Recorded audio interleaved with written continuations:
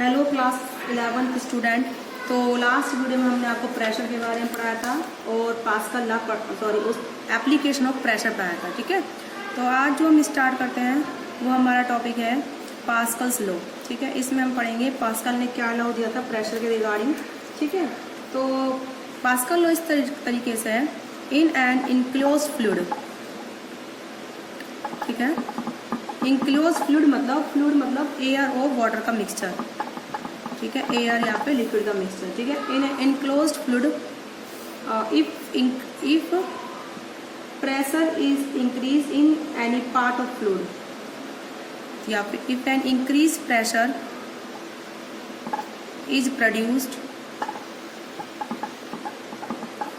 In any part of fluid. ठीक है, in any part of fluid, then this change of pressure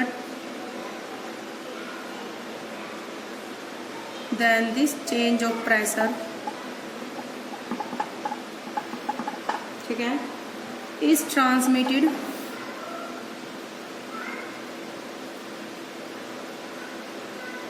ठीक है undiminished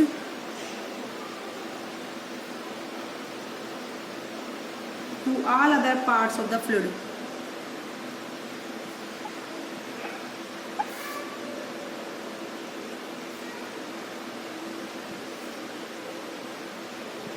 ठीक है, तो ये बोलता है पास्कल लॉ, जैसे हमारा किसी भी कंटेनर में या फिर क्लोज्ड वेसल है, कोई भी है, ठीक है, मतलब क्लोज होना चाहिए। ठीक है, और उसमें क्या प्रेजेंट है, फ्लूइड प्रेजेंट है, और अगर हम उस पर किसी भी पार्ट पर जो हम प्रेशर लगाएंगे, ठीक है, किसी भी पार्ट पर, तो वो जो प्रेशर है ट्रांसमिटेड होगा इक्वली हर एक पार्ट पर। ठीक है, हम तो किसी एक पर लगाएंगे लेकिन वो ट्रांसमिट कैसे होगा बेटा, इक्वल होगा। ठीक है, अब जैसे इसको हम बताते हैं, जैसे हमने एक वेसल लिया हुआ है ये, ठीक है, ये वेसल है, बनाया हुआ है मैंने ये,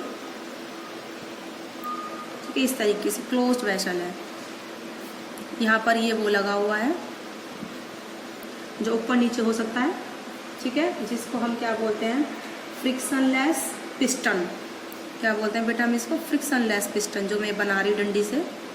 तो ये फ्रिक्शनलेस पिस्टन ये ऊपर नीचे जाएगा। ठीक है, इस कंटेनर में, इस कंटेनर फ्लूइड है किस तरीके से भरा हुआ है।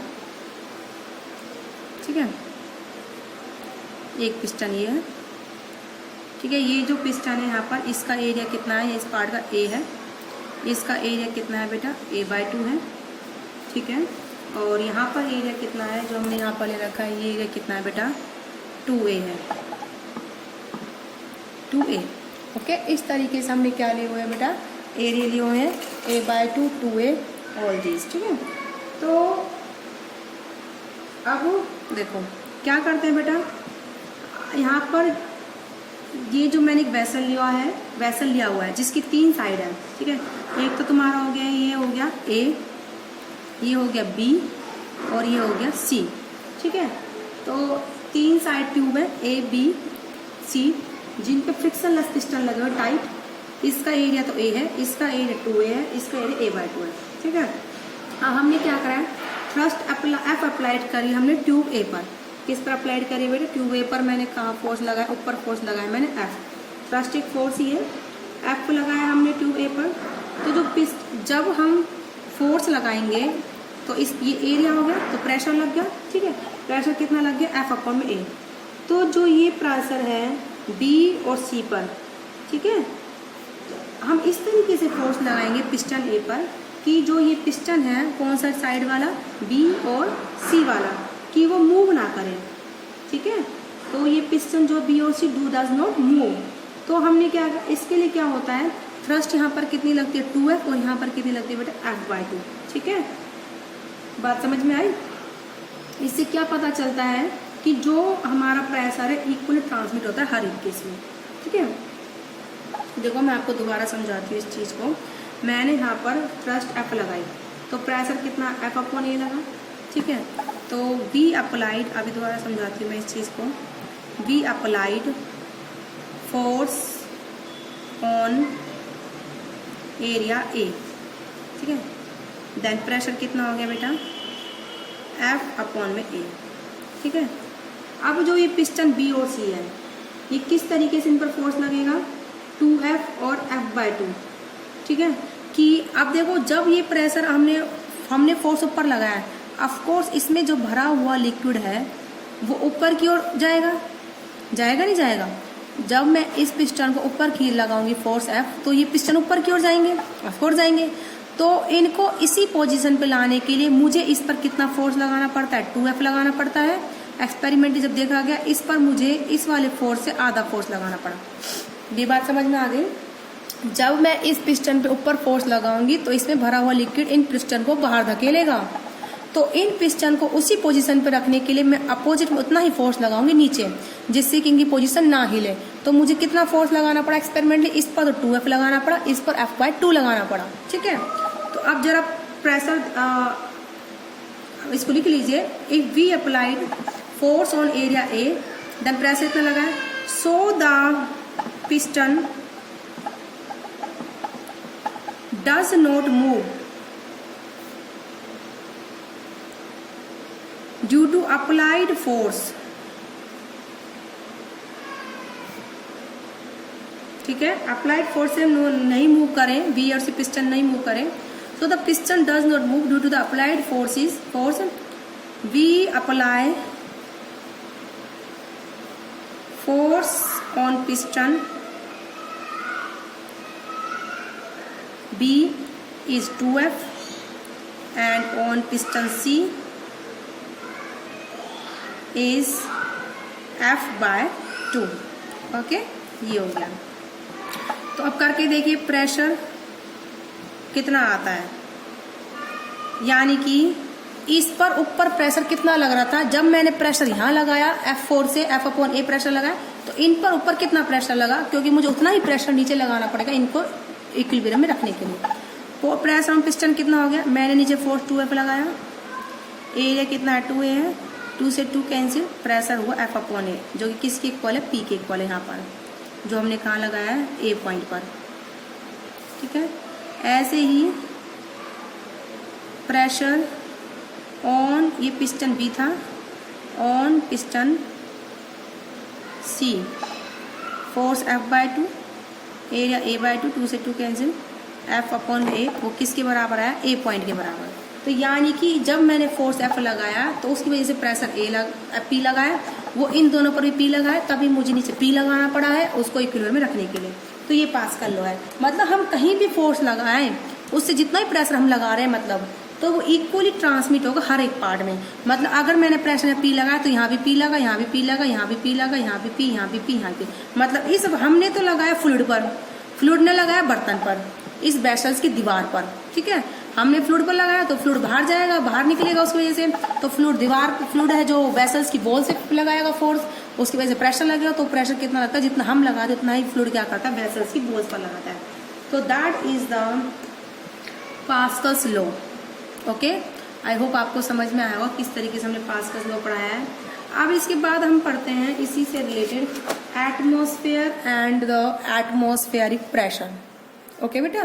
क्या पढ़ेंगे हम, एटमॉस्फेयर एंड एटमॉस्फेरिक प्रेशर। उससे पहले जो एक आपका जो टॉपिक, हाँ यही है एटमॉस्फेयर एंड एटमॉस्फेरिक प्रेशर। सबको पता है एटमॉस्फेयर क्या होता है हमारे चारों ओर, ठीक है। एटमॉस्फेयर क्या होता है बेटा, जो हमारे चारों जो गैस का एनवलप है अर्थ के चारों ओर, उसी को हम क्या बोलते हैं, एटमॉस्फेयर बोलते हैं, ठीक है। तो द एनवलप ऑफ गैसेस, ठीक है, कौन कौन सी गैसेज है, nitrogen, oxygen and small amount of carbon, इसको हम क्या बोलते हैं, एटमॉस्फेयर। द एनवलप ऑफ, ठीक है, gases like nitrogen, oxygen, carbon, sulphur, ठीक है। स्मॉल अमाउंट में सल्फर तो वैसे बहुत कम होती है, इसको आप नेगलेक्ट कर सकते हो, वाटर वेपर्स लिख दो, ठीक है, ये बहुत कम है, ठीक है। द एनवलप ऑफ गैसेस, ठीक है, अराउंड द अर्थ, ठीक है, या फिर envelope of gases around the earth is called atmosphere. क्या बोलते हैं बेटा इसको? एटमॉस्फेयर। ओके, तो ये जो गैसेस का एनवलप है इसको हम एटमॉस्फेयर बोलते हैं, जो हमारे चारों ओर है। अब जो प्रेशर एक्सर्ट करती है यही गैसेस, जो ये गैसेस प्रेशर एक्सर्ट करती हैं उसको हम क्या बोलते हैं? Atmospheric pressure. तो pressure exerted by the atmosphere, pressure exerted by atmosphere is called atmospheric pressure. बोले बात समझ में आ गई?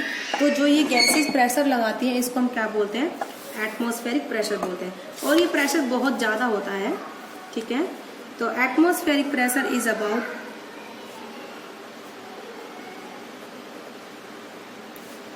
द एटमॉस्फेरिक प्रेशर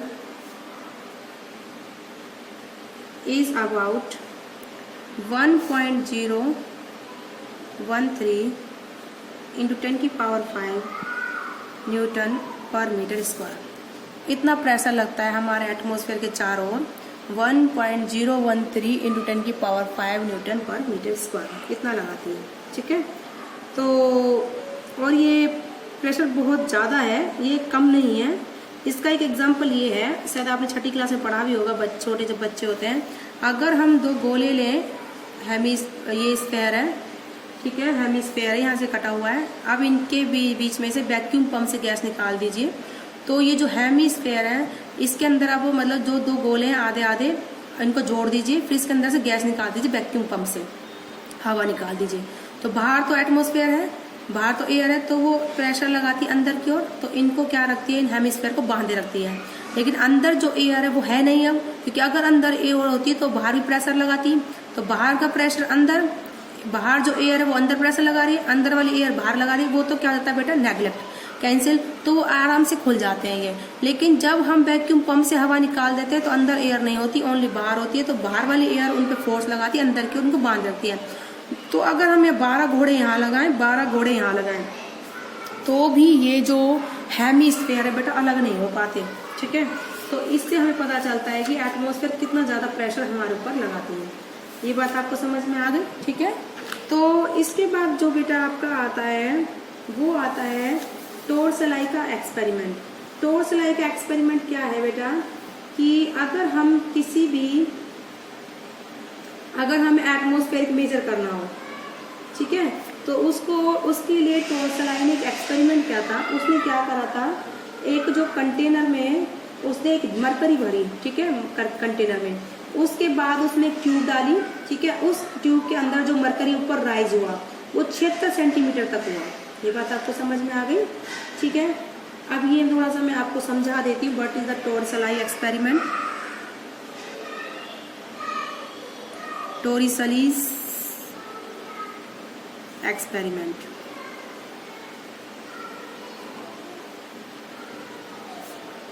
टोरसलाईज एक्सपेरिमेंट में बेटा क्या था? देखो ये कंटेनर लिया हुआ है, इसमें मरकरी भरा हुआ है, ठीक है। मरकरी कंटेनर्स की वॉल्स पर चिपकता नहीं है, उससे अलग रहता है, क्योंकि इसमें एडेसिव फोर्स तो ज़्यादा होता है, सॉरी एडेसिव फोर्स कम होता है और कोहेसिव फोर्स ज़्यादा होता है। मतलब खुद के पार्टिकल के बीच फोर्स ज़्यादा है और बर्तन और मरकरी के बीच के जो पार्टिकल के बीच फोर्स कम होता है, इसलिए थोड़ा सा हटके होता है। जो मरकरी के पार्टिकल है उनके बीच तो हो गया कोहेसिव फोर्स, और जो मरकरी और बर्तन के पार्टिकल के बीच है वो तो हो गया एडेसिव फोर्स। इसमें कोहेसिव फोर्स ज़्यादा होता है मरकरी पार्टिकल के बीच, लेकिन एडेसिव फोर्स कम होता है मरकरी और बर्तन के पार्टिकल्स के बीच में, तो इसलिए एक दूसरे से स्टिक नहीं होती, इससे थोड़ा हटके होता है। लेकिन पानी जब भी आप लोगे, पानी ग्लास में भरोगे तो उसको बाहर निकालोगे पानी को, तो ग्लास चिपक जाता है, क्योंकि पानी के जो पार्टिकल्स के बीच में जो फोर्स होता है वो कोहेसिव फोर्स हो गया, और जो पानी और जो बर्तन के गिलास के बीच में फोर्स है वो एडेसिव हो गया। पानी और जो बर्तन के ग्लास के बीच फोर्स एडहेसिव वो तो ज़्यादा होता है, और जो पानी के पार्टिकल्स है उनके बीच फोर्स कहता कम होता है। इसलिए जब भी आप किसी बर्तन को ग्लास में जो पानी भरा होता है दूसरे बर्तन में उसको डालोगे तो जिस बर्तन में से आपने वो पानी खिलाया है उस बर्तन में पानी चिपक जाता है, क्योंकि उसमें एडहेसिव फोर्स ज़्यादा होता है और कोहेसिव फोर्स कहता कम होता है। लेकिन मरकरी केस में क्या, अगर आपने इस बर्तन में मरकरी भर दी और इसको इसमें से बाहर निकालोगे तो इसकी दीवारों से एक भी पार्टिकल स्टिक नहीं होगा, मरकरी का सारा मरकरी बाहर निकल के आ जाएगा 100% पूरा। वो क्योंकि एडहेसिव फोर्स होता है जो मरकरी और बर्तन के बीच वो बिल्कुल नहीं, वो कम होता है बहुत ज़्यादा, और लेकिन जो कोहेसिव फोर्स मरकरी बीच ज़्यादा होता है तो पूरा का पूरा मरकरी बाहर आ जाता है। ठीक है, अभी हम बताएंगे इसके बारे में कोहेसिव और एडहेसिव। अब देखो क्या करा हमने, इसमें ट्यूब भर दी, ट्यूब डाल दिए खाली। ठीक है, अब जैसे इसमें क्या होगा, मरकरी ये एटमॉस्फेयर इधर प्रेशर लगा रहा है, मरकरी पर लगा रहा है ना, उसकी वजह से मरकरी ऊपर राइज होगी, हो गई। तो ये जो सरफेस है मरकरी की उससे ये 76 सेंटीमीटर तक ही ऊपर उठती है, उसके बाद नहीं उठती, क्योंकि जैसे जैसे मरकरी ऊपर जाएगी उसका वेट नीचे आता जाएगा, बढ़ता जाएगा, और ऊपर जाएगी और वेट बढ़ेगा नीचे की तरफ, और ऊपर जाएगी, क्योंकि प्रेशर उसको ऊपर भेज रहा है लेकिन उसका वेट का फोर्स नीचे लग रहा है। प्रेशर अर्थ का एटमॉस्फेरिक प्रेशर उसको ऊपर कर रहा है लेकिन उसका वेट का फोर्स नीचे लग रहा है। जैसे जैसे ऊपर जाता जाएगा उसका वेट इस मरकरी इसमें ट्यूब में बढ़ता जाएगा। तो एक कंडीशन ऐसी आएगी, जो एटमॉस्फेयर का प्रेशर है इसको ऊपर की ओर जो ट्यूब में भेज रहा है, तो इसके अंदर जो मरकरी है उसका डाउनवर्ड वेट क्या होगा, जो उसकी वजह से जो प्रेशर आएगा वो क्या हो जाता है, इक्वल हो जाता है। उसकी वजह से हम क्या मेजर कर लेते हैं, मरकरी अर्थ हमारा जो अर्थ के चारों एटमॉस्फेयर है वो कितना प्रेशर लगा रहा है। अगर हम इस मरकरी की ये जो ट्यूब है अगर हम इसको टेढ़ा कर दें, ठीक है, तो भी जो इसमें जो लिक्विड राइज होता है वो कितनी सेंटीमीटर तक होता है बेटा, 76 सेंटीमीटर तक ही होता है। ये बात समझ में आ गई आपको। ये किसका एक्सपेरिमेंट था, टोरसला। ये एक्सपेरिमेंट किस लिए था, एटमॉस्फेरिक प्रेशर को मेजर करने के लिए था। बोलिए बात समझ में आ गई। ठीक है, it is done for measuring atmospheric pressure. ठीक है, ये एटमॉस्फेरिक प्रेशर को मेजर करने के लिए बनाया था। तो इस एक वेसल में मरकरी लिया था, तो due to the atmospheric pressure, atmospheric को मैं एटीएम लिखूंगी आपसे, due to ATM pressure mercury rise in tube up to 76 centimetre from the free surface of mercury. जो ये मरकरी की फ्री सरफेस है उससे कितना राइज होता है, 76 सेंटीमीटर। ठीक है, सबसे ज्यादा डेंसिटी होती है मरकरी की, क्योंकि एट दैट टाइम जब 76 सेंटीमीटर की जो राइज करेगी मरकरी, उस टाइम पर क्या होगा कि जो वेट का जो उसका फोर्स होगा जो डाउनवर्ड एक्ट करेगा, ठीक है, तो जो फ्लूइड का यानी कि जो फ्लूइड है इसमें भरा हुआ है, मरकरी जो भरी हुई है, उसका जो वेट डाउनवर्ड होगा उसके भी जो प्रेशर लगेगा वो दोनों क्या कर जाएंगे, और जो हमारे एटमॉस्फेयर का प्रेशर वो दोनों क्या कर जाएंगे, बैलेंस कर जाएंगे। ठीक है, तो उस टाइम पर जो है जो ट्यूब है उसके अंदर मरकरी का राइज होना क्या हो जाएगा बेटा, स्टॉप हो जाएगा। बोली बात समझ में आ गई। ठीक है, तो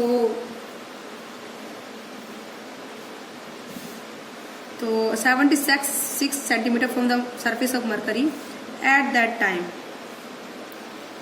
एटमॉस्फेरिक प्रेशर क्या कर रहा है, which rise mercury in U tube. ठीक है, balance by pressure exerted by mercury due to its weight।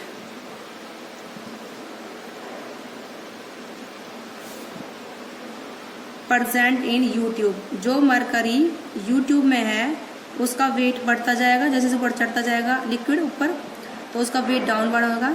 तो क्या होता है, due to the atmospheric pressure mercury rise in the tube up to the 76 centimetre from the free surface. ठीक है, अब उसके बाद क्या होता है, at that time atmospheric pressure कौन सा, जो कि मरकरी के ऊपर राइज करवा रहा है, balance by the pressure exerted by mercury due to its weight in U tube, है ना, उस टाइम बैलेंस हो जाएंगे। और ये कितनी आती है बेटा, 76 सेंटीमीटर की। तो ये टॉर्सल लाइट एक्सपेरिमेंट था। तो उसके बाद हम इसको मेजर कर लेंगे 1 ATM। अर्थ कितना, जो अर्थ का जो सारा जो अर्थ के चारों एटमॉस्फेयर है वो कितना प्रेशर लगा थी 1 ATM, वो होता है H रो G। H कितनी हाइट है बेटा 0.76 मीटर, और डेंसिटी कितनी होती है मरकरी की 13.6 गुना 10 की पावर 3, ठीक है। और ग्रेविटी कितनी होती है बेटा 9.8।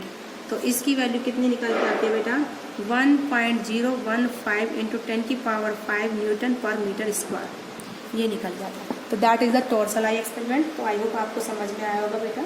आज की वीडियो में इतना ही। नेक्स्ट में हम आपको कराएंगे आर्किमिडीज प्रिंसिपल और उसकी एप्लीकेशंस। ओके बेटा।